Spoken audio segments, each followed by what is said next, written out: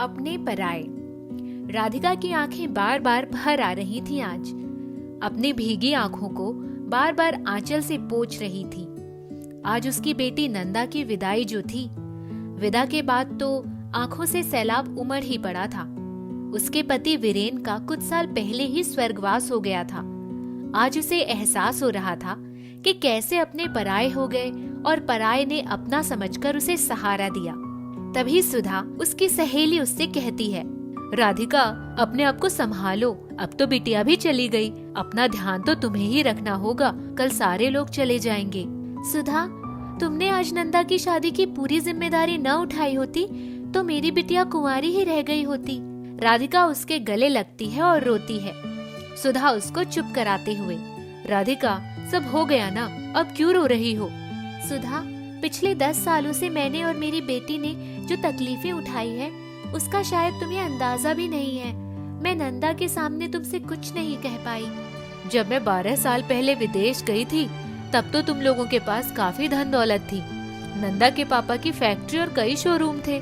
जब कभी हम तुम्हारे घर से लौट कर आते थे तो मेरे पति शेखर मुझसे कहा करते थे कि सुधा, कभी कभी तुम सोचती होगी तुम्हारे माँ बाप मेरे साथ तुम्हारी शादी करके बहुत नाइंसाफी किए हैं, क्योंकि तुम्हारी सारी सहेलियाँ कितने अच्छे घरों में ब्याही हैं, दौलतमंद हैं और ऐशो आराम की जिंदगी जी रहे हैं।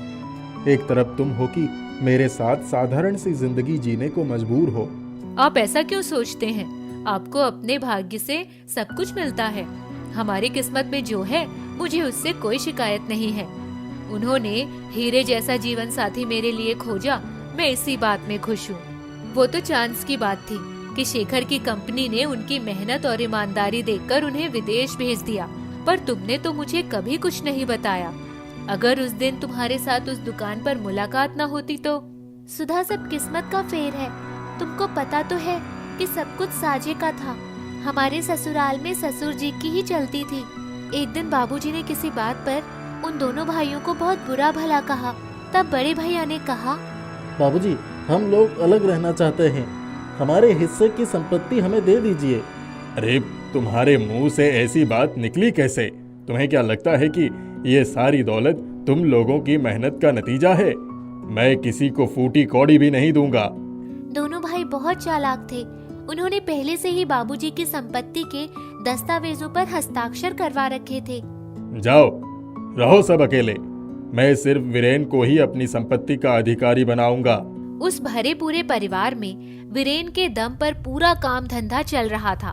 बाकी दोनों भाइयों को गाड़ियों में घूमने और सैर सपाटे से फुर्सत नहीं मिलती थी।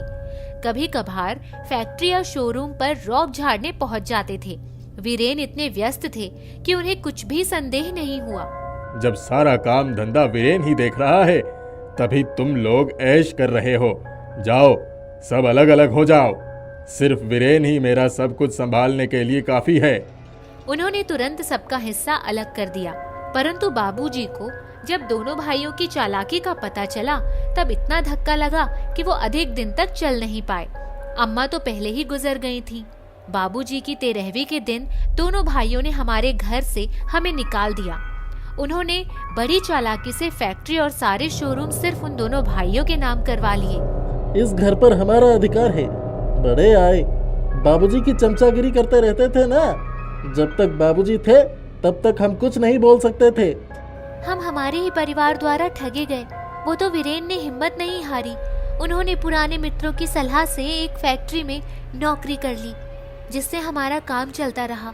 परंतु कुछ ही सालों में फैक्ट्री में ही ऊपर से मशीन गिर जाने से उनकी जान चली गई। हम फिर से बेघर हो गए। हमारे पास सर छुपाने की भी जगह नहीं थी। इतना कुछ हुआ और तुमने एक बार भी मुझे नहीं बताया। वीरेन के जाने का तो सुना था, पर ये थोड़ी पता था कि तुम्हारे ससुराल वालों ने इतना बड़ा धोखा किया है। मैंने तुम्हें बहुत सारी चिट्ठियाँ लिखी थी और तुम्हारे जवाब का इंतजार करती रही। मुझे तुम्हारी चिट्ठी नहीं मिली, सिर्फ आखिरी वाली मिली थी। तब मैंने पैसे भी भेजे थे। क्या? पैसे भी मुझे नहीं मिले थे? वो पैसे भी शायद भाभी ने ही रख लिए होंगे और मुझे पता ही नहीं चला। तुम्हें पता है, भाभी हमारी हर चिट्ठी पहले ही खोलकर पढ़ लेती। 1-2 जगह मैंने नौकरी के लिए एप्लीकेशन दिया था, वो भी उन लोगों की शह पर उसने फाड़ कर फेंक दिया। भाई देखकर भी अनजान बना रहा। उनको मुफ्त की नौकरानी जो मिल गई थी। जब तुम्हारी तरफ से कोई चिट्ठी का जवाब नहीं आया तो मैंने तुम्हें चिट्ठी लिखना छोड़ दिया।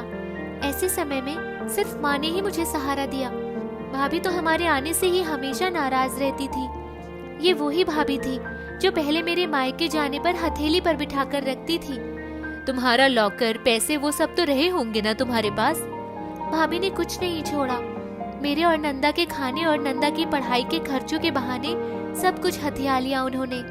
ऐसे लालची रिश्तेदारों से तो अच्छा था तुम अकेली रहती।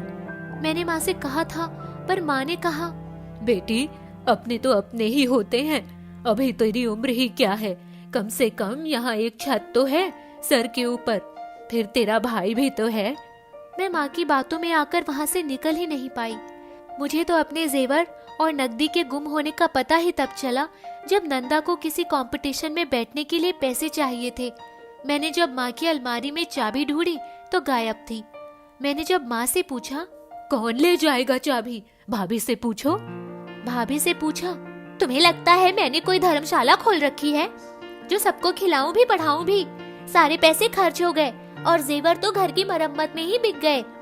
भाभी मुझे बताया तो होता, अब बता तो रही हूँ। सबसे दुख तो तब हुआ जब अपनी बेटी की शादी में उसने मेरे ही जेवर उसको दिए। माँ के मरने के बाद मैंने वो घर छोड़ दिया। शायद पहले ही छोड़ दिया होता तो ऐसी नौबत ना आती। उसके बाद एक दुकान में काम करने लगी। नंदा भी पढ़ाई के साथ ट्यूशन करने लगी। जैसे तैसे हमारे खर्चे चलने लगे। उसके बाद तो तुम ही मिल गई। दोनों उठ गई थी। अस्त व्यस्त घर को व्यवस्थित करने में लग गई। चलो अब ईश्वर से प्रार्थना करो कि बेटी नंदा अपने ससुराल में ठीक रहे।